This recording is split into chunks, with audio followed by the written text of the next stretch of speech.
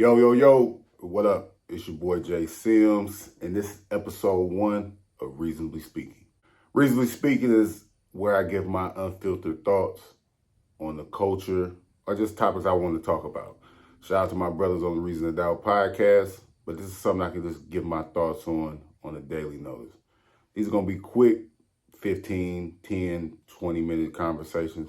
Just talking to y'all, man. If y'all want to have these conversations, man, make sure you hit that like button, subscribe, ring that bell so you don't miss a notification episode. We're going to be doing this daily, man. So make sure y'all tap in. With my first episode of Reasonably Speaking, I'm going to talk reasonable. We got to have a conversation about Lil Wayne in the Carter 6. Before I get started, man, I have to tell y'all, man, Lil Wayne, to me, top 5 rapper of all time. That's my era. Lil Wayne, mixtape series, just Lil Wayne being a hot boy. I remember being a young kid buying The Block is Hot. Shit, I had Lil Wayne posters on my wall as a kid. I want to start this off by just no disrespect to the legend, Lil Wayne. Lil Wayne probably has the greatest mixtape discography of all time. Dedication 2, Drought 3. You know, he opened doors for so many greats, Drake, Nicki. We don't even have to go through all of that. Untouchable when it comes to the bars. Lil Wayne is probably the most influential rapper in the last 20 years. It's not even that much of a debate about it. But with all that being said, let's talk about the Carter 6. There's no way to sugarcoat this. I'm just going to say it. The Carter 6 isn't good. I wanted to love it. I tried to love it. I've listened to it now probably 4 or 5 times. I tried to listen to it 4 or 5 times. I skipped a lot of songs. I wanted to love it, but the truth is I feel like Wayne can still rap. The bars are still there. But the album is just no cohesiveness. Just a lot of songs. Terrible production. Like terrible production. And it's just a lot of, man. I feel like this album, Lil Wayne, it's like no growth in the music. I want to know about Wayne. This era of Lil Wayne reminds me a lot of like Eminem. My critiques on Eminem is similar. I feel like he's a great technical rapper, but when it comes time to make a project or make songs, I feel like he lacks that. I feel like at the time he was that, but now not so much. I don't know what the issue is though. Like when we really sit back and think about why Wayne's music, why this album sounds like that, his name is on the project, so it's gotta be, he gets some of the blame. But what about his team? Like Mac Main, where you at, dog? Like Mac Main, President Young Money, been around him for a minute, fell back from rapping. I blame you. Whoever else around him, Cortez, I don't know, Birdman's not around him as much anymore. You know, is it yes men around him? Is there anybody around him telling him like, nah, bro, that ain't it. You should do this. Woo, woo, woo. It just seems like it's just people, yes men around him just letting him do that. The Carter 6, this should have never been put out. It should have been pushed back or anything like that. It's just his team, like, what's up with the rollout? It wasn't a single drop from this album. You got all these. He did a lotion commercial to promote the Carter 6. You know what I'm saying? Like he's talking about the Super Bowl and the interviews and how he's disappointed, talking about like it was the worst thing that ever happened to him. How come he's not talking about that in any way on the album? I don't understand that. You're going to do an interview? You do anything? I feel like his team should be around him to tell him, when you put the Carter 6, when you name your album the Carter something, it's expectation with that. You putting yourself up here to a high standard that you may not be able to deliver. And we just seen he didn't. The Carter 1, Carter 2, Carter 3, certified classics. Carter 4, fresh out of jail, it was good. Carter 4 was still good. The Carter 5, it started getting a little different. But shout out to Joe Jack. Joe Jack says Carter 5 classic. When it comes to Lil Wayne, I'm 35 years old. So me growing with Lil Wayne, I'm growing as a man, and I see these other rappers embracing the growth as becoming a man. Lil Wayne's a father. Lil Wayne's a father, and salute. He has his 2 sons on this album. That's dope. That's dope. But I would like to hear about him raising his kids. I would like to hear about him having a grown daughter and the way she's maneuvering out here, becoming a star in her own right. It's just things I want to hear about the relationship you have with Birdman now.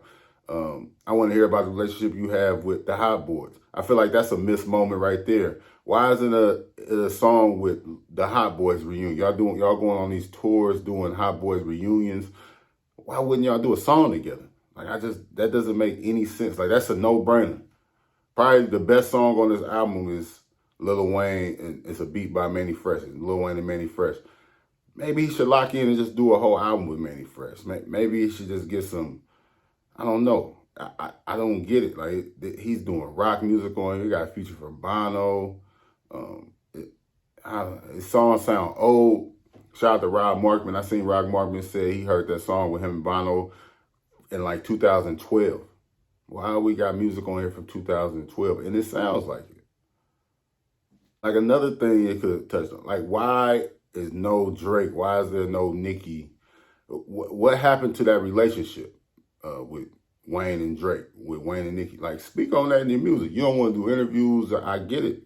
But let's hear it in the music. What's going on in the Young Money, Cash Money thing? I feel like if Lil Wayne, Nicki, and Drake made music together or did a tour, I feel like that would help all 3 of them. I feel like that would help all 3 artists. I don't know. What y'all think? I don't know. Do y'all think it's over for Wayne? Do you think Wayne can bounce back from this? Me personally, I think Wayne should look at the artists from his generation that are growing gracefully. You look at 2 Chainz. He just released an album with Alchemist and Larry June. Life is Beautiful. Potential album of the year. It's a beautiful album if you listen to it. The curation, it's just good songs. It wasn't a lot of expectation to be #1 on the charts. It was just good music. What would y'all think about Wayne getting with West Side Gun and have him curate his album and pick the beats, have somebody else pick beats for him? You look at what Nas did with Hit Boy, those great albums he dropped. I feel like the content of the music, just Wayne and who he is. I understand he probably still wants to compete, but he's a legend. Like these conversations he shouldn't even be in with these other artists. He's still killing features. Me personally, I think Lil Wayne just needs Me personally, I just think Wayne just needs a little better direction on how he's gonna attack dropping albums, dropping music for the future. I don't feel like it's over for Wayne because he's still rapping at an elite level. It's just, man, when you got elephant sounds in these beats, and that's one of the worst beats I ever heard in my life. I never want to hear that shit ever again. The Band for TV flip, the Nori Band for TV, that was terrible. I don't know. Who listened to that and was thinking, oh yeah, put that out. That's fire. No, that shit. I don't know what that was, man.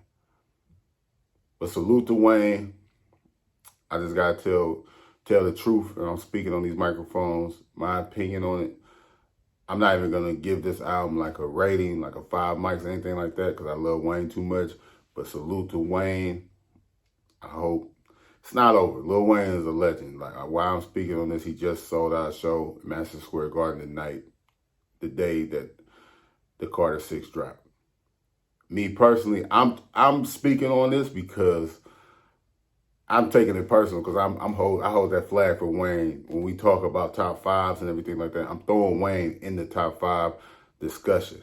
And then you see like people like Peter Rosenberg speaking on Wayne can never be in the GOAT conversation because of his inconsistency and stuff like that. But I'm here to argue for Wayne, man. So Mac Main, I don't know who else around Wayne like that. So Mac Main, I'm talking to you. I feel like you have something to do with it.